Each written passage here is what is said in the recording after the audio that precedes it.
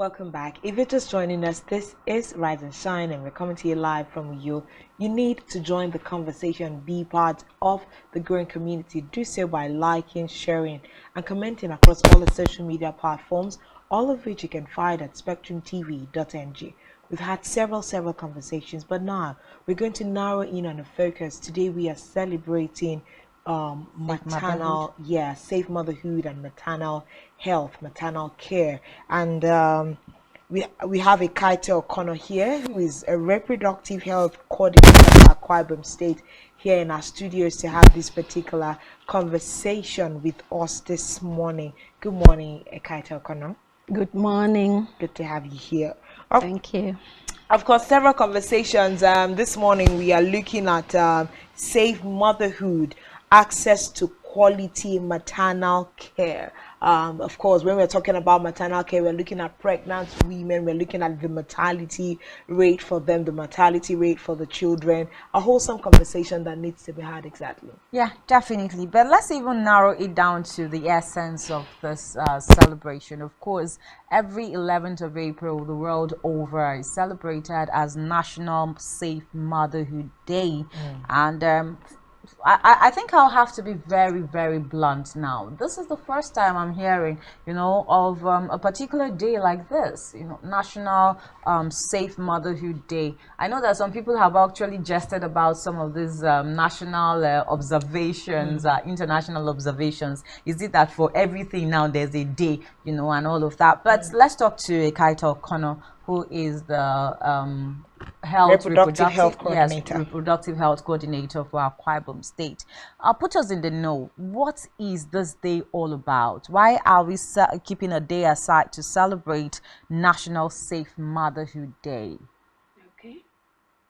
The day is set aside to celebrate safe motherhood, not just a particular group, as the pregnant women, but women of reproductive health. Okay. So from the age of 15 to the age of 49 is included within this celebration. And then to ensure that every woman of reproductive health gets pregnant when she wants to, not by chance, but by choice. And two, that the pregnancy is carried safely to term, and that during labor she is well taken care of, she is safe, the fetus is safe till delivery, and at delivery she has a skilled birth attendant on standby with her at the labor room, and ensuring that the fetus comes out alive and the mother is safe. So it's all about ensuring safety for the mother and for the child. Okay, very instructive that. But I like the fact that you have said it's all about reproductive health care for every woman. Now, from the ages of 15 so far as 49 to 49. Okay, but it makes me begin to wonder, in a country like Nigeria, where we do not even have good health facilities, our doctors and health personnel are leaving the country for greener pastures. How do we now say that we can achieve this?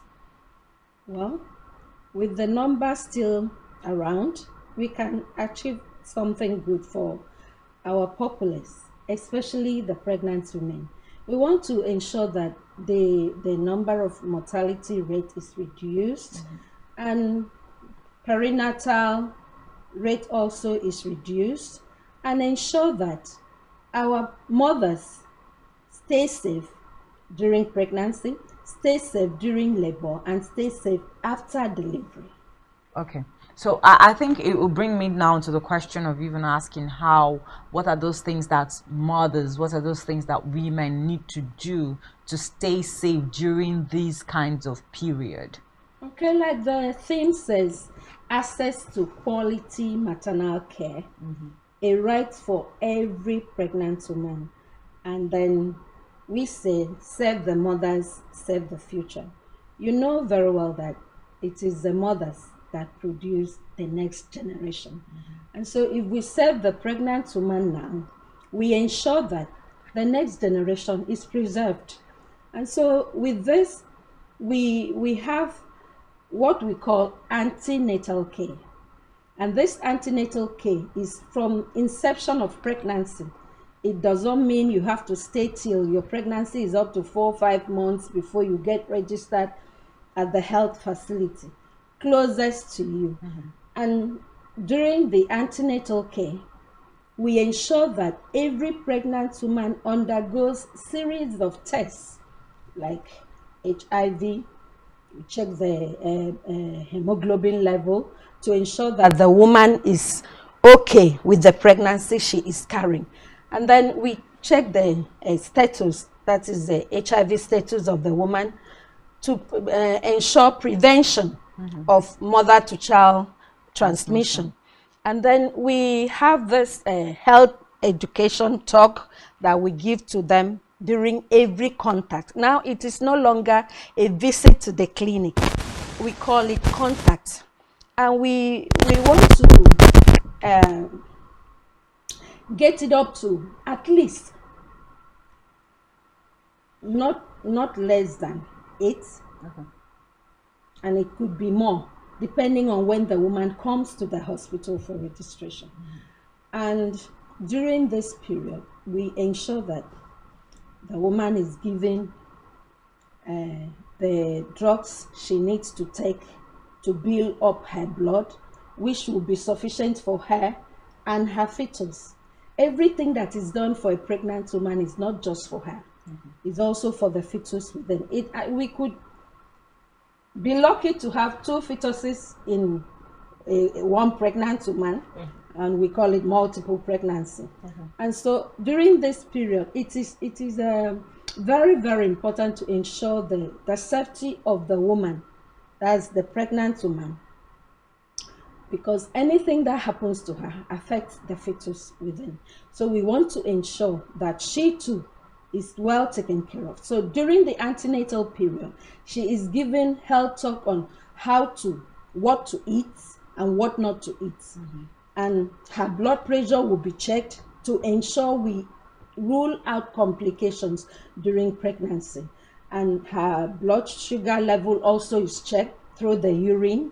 And we check for protein to ensure that her blood pressure, if it is not high, the protein in the urine is normal. It means she is free of pre-eclampsia, which means raised blood pressure during pregnancy. And we make sure we rule that out by checking all these things during every contact.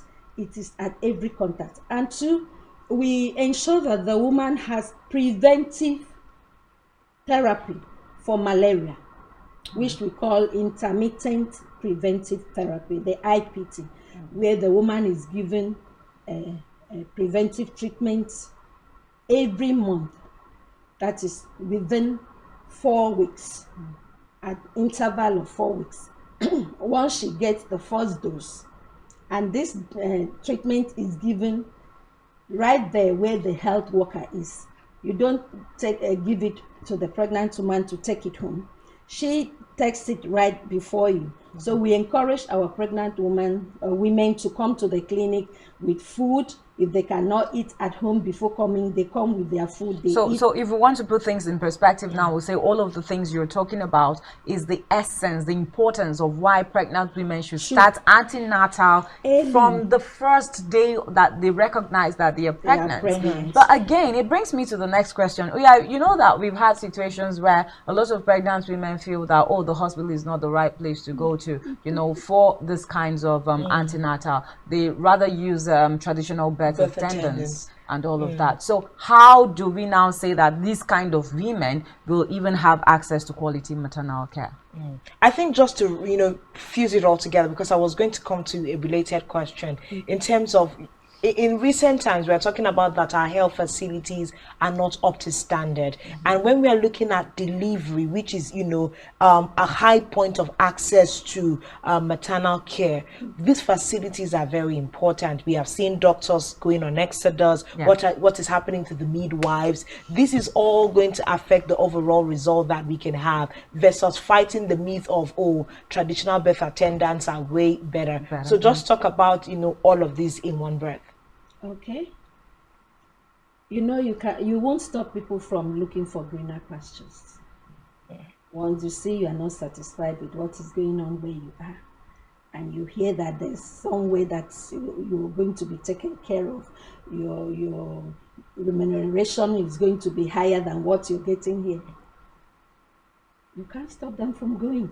But for the few that are still here, just like I said when we started, the government need to take care of this few and ensure that our hospitals are in good care, in good standard, for us to give out the services to these women that we are preaching for them to come to the health facilities.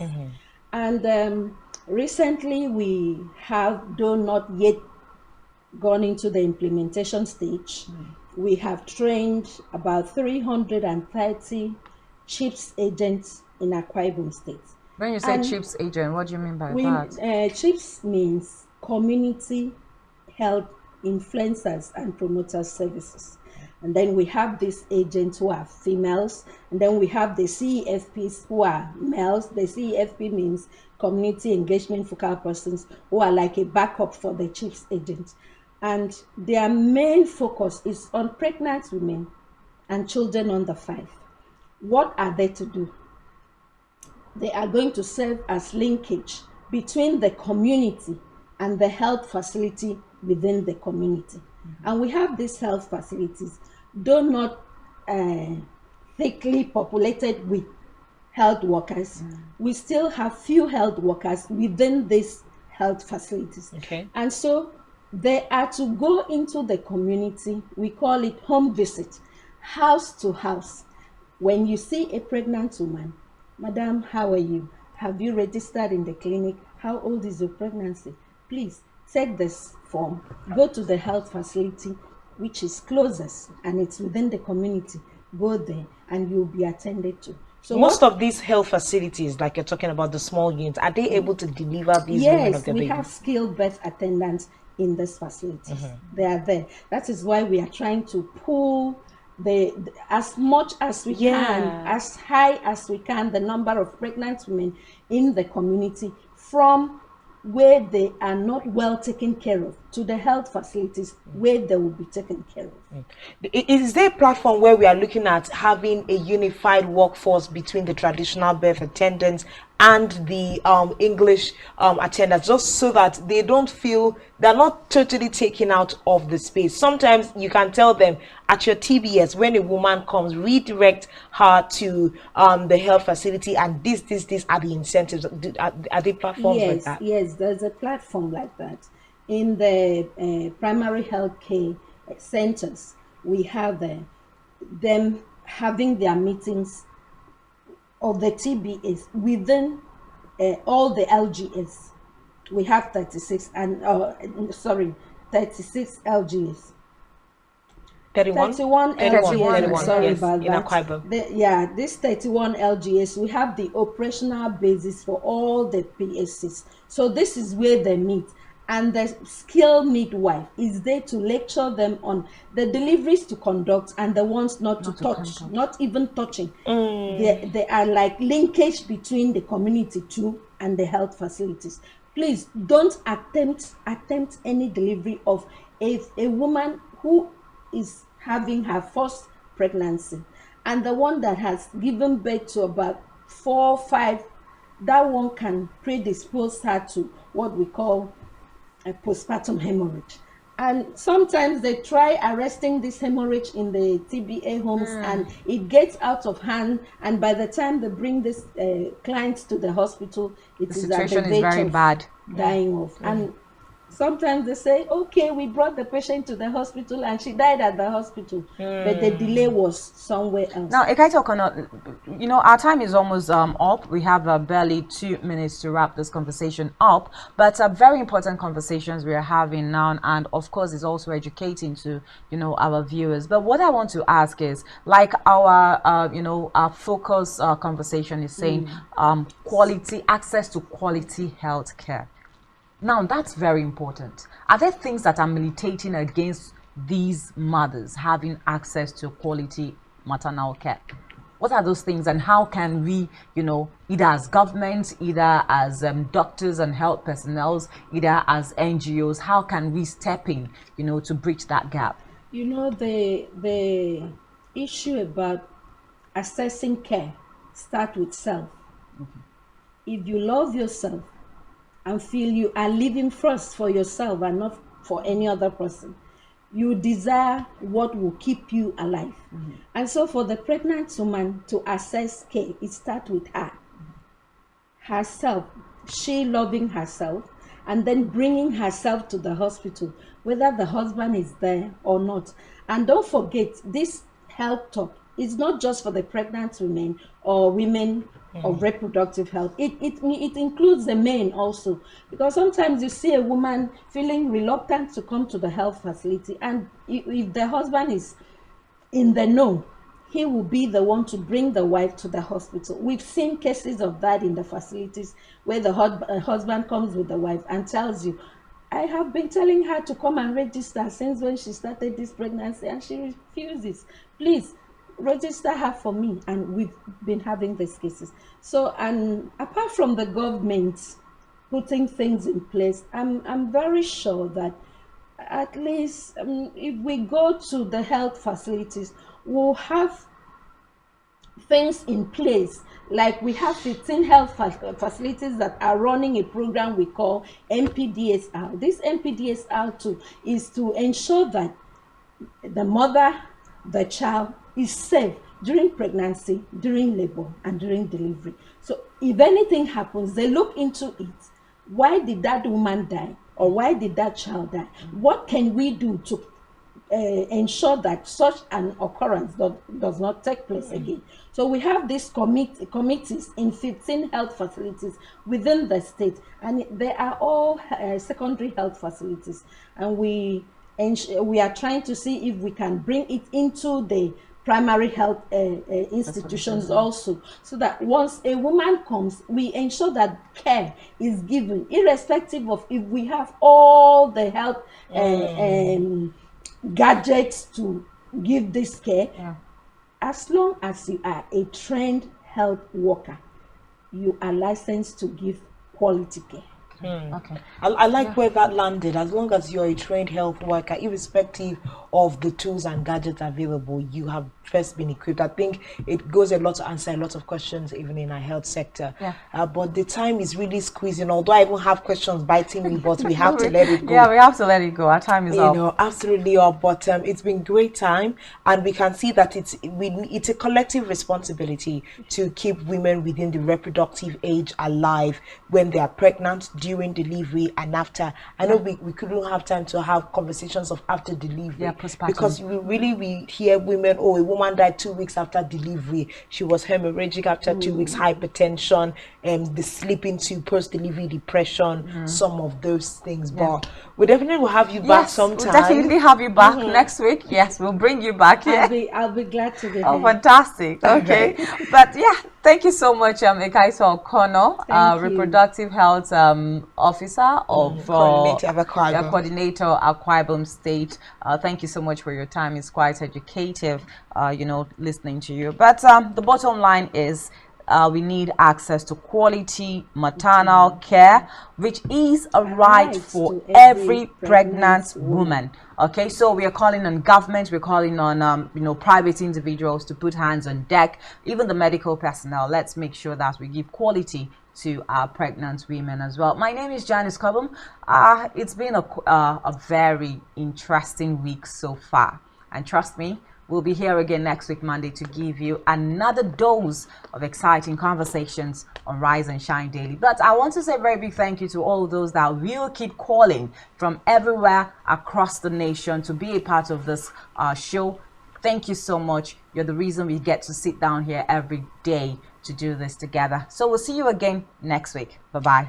Thank you to the Rise and Shine community. My name is Uyai Anyeke. Thanks for being a part of the show week on week. And a big thank you to our production crew. Let's do this again next week. Enjoy the rest of our program. Great day.